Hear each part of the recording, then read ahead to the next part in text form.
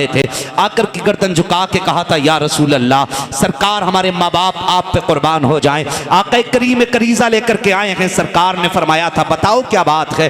कहा आका जब हम मजदूरी करके आते हैं लोग हमारा पैसा रोक लिया करते हैं, सरकार इतना हुक्म फरमा दें कि लोग मजदूर की मजदूरी दे दिया करें। मेरे नबी ने कहा था अभी कहां से आ रहे हो। कहा सरकार मजदूरी करके आ रहा हूं। मेरे नबी को उसकी मजदूरी पे इतना प्यार आया, कहा मैं तुझसे मुसाफा करना चाहता हूं।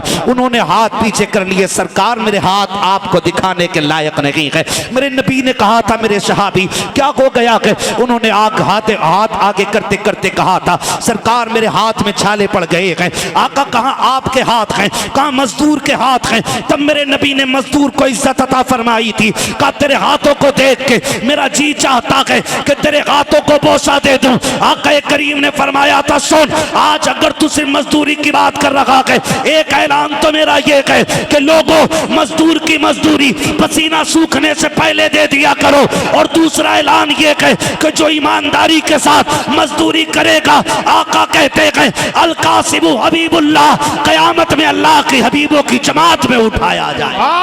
सुभान अल्लाह सुभान अल्लाह, जिंदाबाद। ये इज्जत मेरे हुजूर अता फरमा रहे।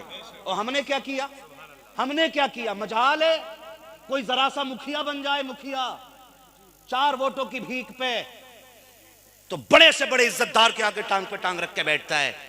कोई औकात नहीं है आपकी जनाब। ये भीख में मिली हुई कुर्सी किसी भी दिन जा सकती है, लेकिन एक जो इज्जतों की कुर्सी रब ने अता फरमाई है ना, उस कुर्सी की कोई टांग नहीं तोड़ सकता है। बड़ा जब भी आए ना उसकी इज्जत किया करो। हुजूर ने फरमाया जिसने सफेद बालों वाले की इज्जत की गोया उसने मदीने वाले मोहम्मद की इज्जत कर ली है। इतनी इज्जतें कौन अता फरमाएगा। यह हमारे नबी ने इज्जतें अता फरमाई। खुदा का वास्ता कोई काम ऐसा ना करना कि रब को बुरा लग जाए। अगर वो नाराज हो गया ना तो फिर सारे करे धरे पे पानी फिर जाएगा, सारे करे धरे पे। हम सोचते ही नहीं कभी, बात बात में ना कभी भी किसी को जलील कर देते।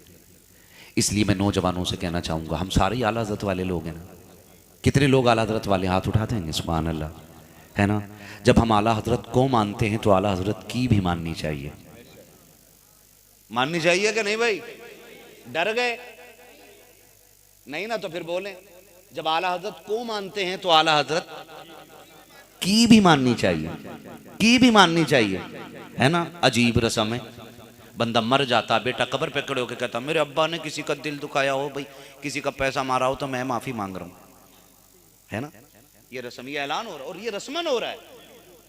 अगर कोई निकल के कहते तेरे बाप ने मेरे थप्पड़ मारा था मैं तेरे मारूंगा, लगवा गई नहीं, है ना। ये हो रहा है ऐलान, रस्म चल रही है। भाई मेरे अब्बा पे किसी कहा को मैं देने के लिए तैयार हूं। जब बंदा ये कहता है ना तो मशीयत का नकीब आवाज देके कहता है सुन रजिस्टर बंद हो गया है, अब आज मेरा मेरे बंदे का सामना होगा, बीच में तू ना। आज तेरी माफी से क्या होता है, मैंने इसे बड़ी मोहलत दी थी, मेरे उलमा चीखते रहे, मेरा कुरान ऐलान करता रहा किसी का दिल ना दुखाना, किसी का दिल ना दुखाना। ये तब कहाँ था जब इसने गरीब को थप्पड़ मारा था, तब कहाँ था जब इसने किसी कमजोर को सताया था। हैरत होती है, कब्र पे माफी मांगने वाले जिंदगी में 2 बोल माफी के नहीं कर सकते। मेरी माँ बहनें बैठी हैं, ये भी सुन लें जरा, जब शोहर मर जाता है ना तो कफन खींच खींच के कहती हैं हाय माफी दे दो, हाय माफी दे दो। मर गया वो, अब उसके कपड़े उखेड़ या बाल नोच, अब माफी मिलने वाली बोलो नहीं है। अब माफी मिलने वाली, जो काम जिंदगी के हैं वो जिंदगी में कर लेने चाहिए, जो काम जिंदगी के हैं वो जिंदगी में कर लेने चाहिए। बैठ जाओ चाचा, बैठ जाओ भाई, परेशान ना करो, बुजुर्ग आदमी है। तवज्जो है ना, आप देखें मेरी तरफ, ये कोशिश कीजिए